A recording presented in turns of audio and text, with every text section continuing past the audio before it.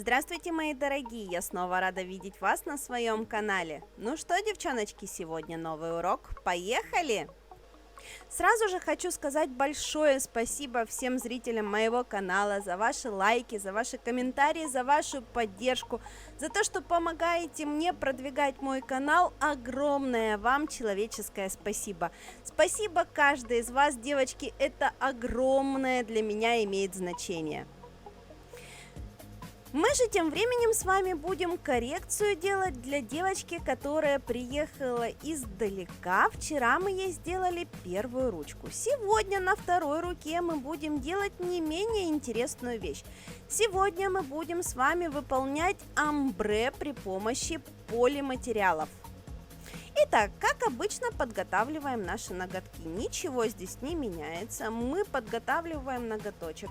Легонечко взрыхляем поверхность ногтевой пластины. Ни в коем случае не давим на пилочку, чтобы не перепилить натуральный ноготочек. Используем мягкие у пилочки, либо если у нас пилочка с жестким абразивом, то очень-очень аккуратно на нее нажимаем. Работаем практически без нажима. Наша задача взрыхлить ногтевые чешуйки верхнего слоя поверхности ногтевой пластины, но при этом ни в коем случае не перепилить ноготь. Далее убираем триги с поверхности ногтевой пластины, потому что если мы его плохо вычистим, у нас обязательно пойдет отслойка искусственного материала от ноготка в районе кутикулы.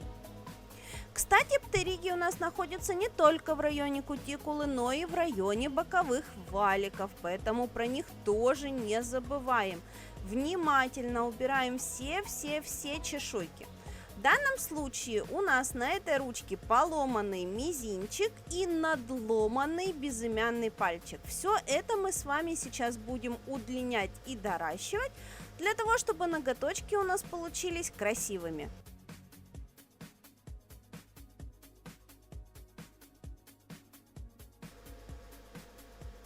После того, как нанесены все подготавливающие препараты, мы запечатываем их при помощи базового материала, базового геля.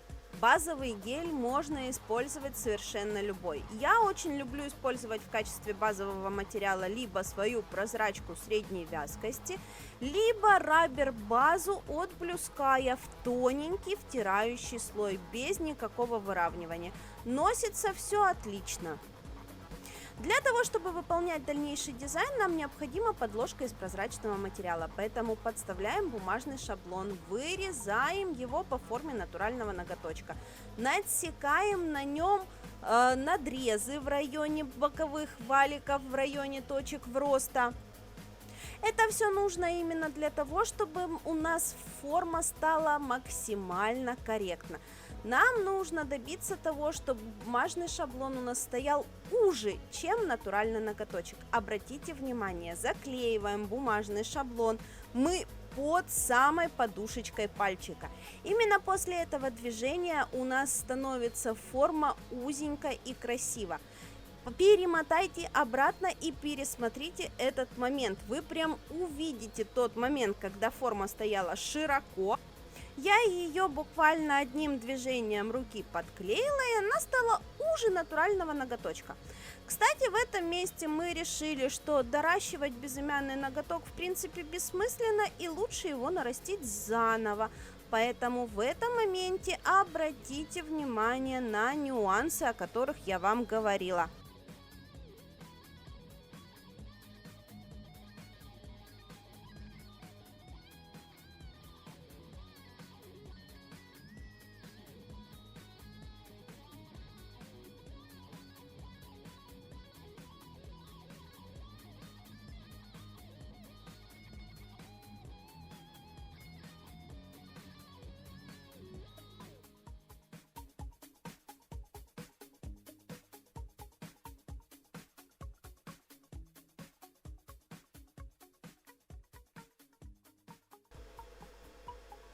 После того, как выполнены наши подложечки, возвращаемся к нашему покрашенному материалу. При помощи полигеля мы сегодня будем выполнять омбре. Для того, чтобы сделать омбре, нам необходим цветной материал для кончика, либо белый, если мы хотим классическое омбре или бэби-бумер сделать. И, конечно же, камуфлирующий материал для ногтевого ложа. Вот качество камуфлирующего материала на самом деле безумно важно в этом моменте. При выборе камуфлирующего полиматериала для бэби-бумера вам необходимо учесть, чтобы ваш материал не был прозрачным, чтобы он имел хорошую плотность, чтобы он хорошо, плавно растушевывался в районе кутикулы и в районе перехода цвета. Мы же тем временем начинаем создавать цветные кончики. Раскладываем материал в районе свободного края и максимально аккуратно сводим его в сторону ногтевого ложа, чтобы получить максимально плавный переход цвета. Чем плавнее будет выполнен этот переход на этом этапе, тем плавнее будет ваше омбре. Далее берем светло-розовый камуфляжный оттенок. Можно было взять и обычный камуфляж, но я решила сделать вот такой вот очень нежный переход. Все материалы, кстати, ищите по ссылочкам в описании. И при помощи этого материала выкладываем архитектуру нашего ноготочка. Здесь нам уже нет необходимости следить за тем, чтобы материал у нас плавненько перетек в розовый, потому что вся плавность перетека у нас будет создаваться при опиле. То есть мы просто берем и выстраиваем ноготок при помощи камуфляжного материала.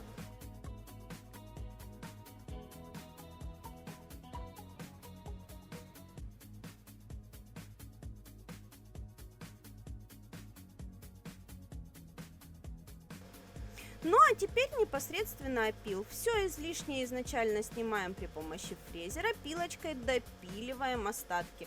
Нам нужно получить красивенький миндаль. Красивое омбре при выпиливании миндаля получается само собой.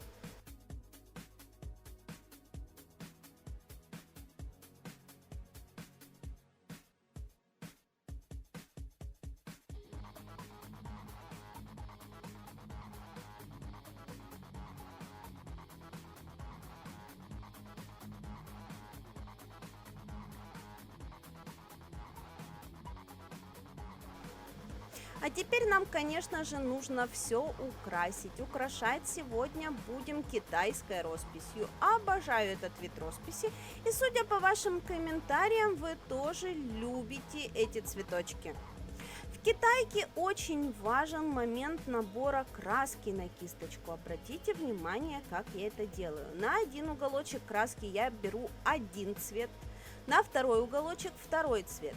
И сразу же на палитре перетушевываю таким образом, чтобы получился изначально плавный, красивый переход оттенков. Ну а теперь буквально таки путем отпечатывания кисточки о поверхность мы вырисовываем всякие разные цветочки. Какие цветочки мы будем рисовать, это уже зависит от нашей фантазии. Обязательно следим за тем, чтобы внешний край нашего лепесточка был максимально чистенький. Конечно же, какие-то погрешности по внешнему краю мы потом прорисуем при помощи тонкой линии красочки, но все-таки стараемся, чтобы максимально цветочек получился аккуратным уже на этом этапе. Ну и, конечно же, серединка. Чем темнее у цветочка будет серединка, тем интереснее будет выглядеть цветочек. Хотя я люблю еще серединки дополнительно углублять, опять же, при помощи тонкой кисточки, для того, чтобы добиться еще более темного, плотного оттенка. И в таком макаре вырисовываемся ровно до тех пор, пока нам не надоест. Честно, мне не надоедает рисовать в такой технике, поэтому рисовать можно долго, нудно и противно. На самом деле, долго это понятие довольно-таки растяжимое, потому что сама по себе техника китайской росписи довольно-таки скоростная.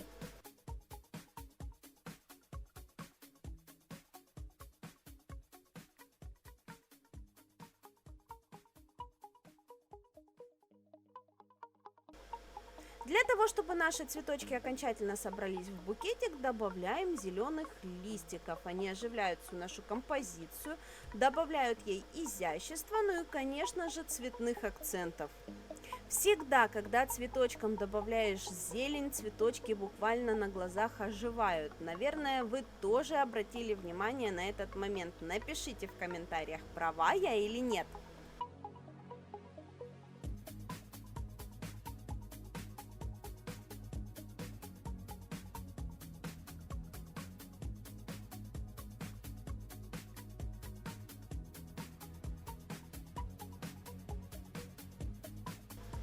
Ну а теперь вырисовываем все при помощи тоненькой кисточки. Как я и говорила, добавляем тени в серединку цветочков. Сразу же наши цветочки становятся намного глубже и интереснее.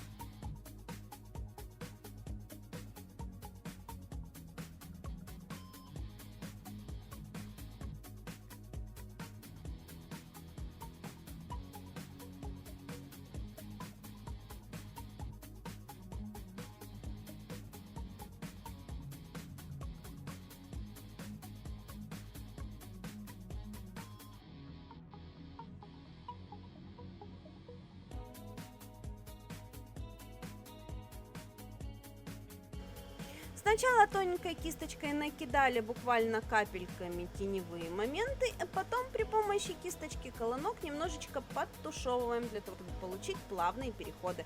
На самом деле занимает это все буквально 2 секунды.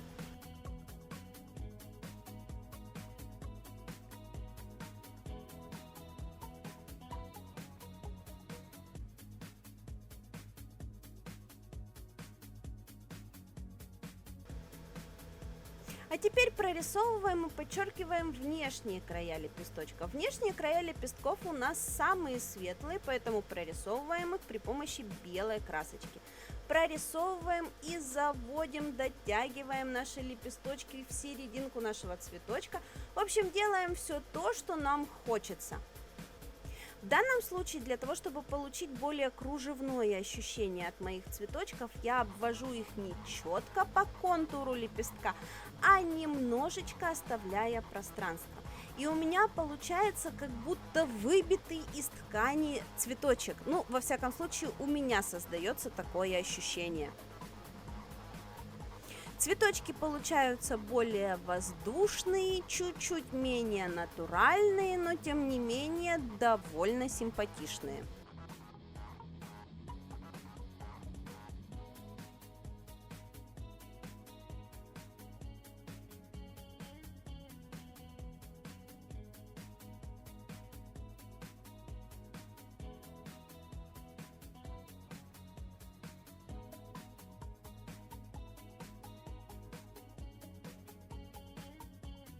После того, как наши цветочки окончательно просохли, перекрываем дизайн при помощи топа и поверх финишного покрытия украшаем сердцевинки наших цветов. В качестве украшаловок используем самые обычные белые точечки. На этом наш дизайн готов. Получилось безумно красиво, нам с клиенткой понравилось и на самом деле выполняется очень быстро и просто.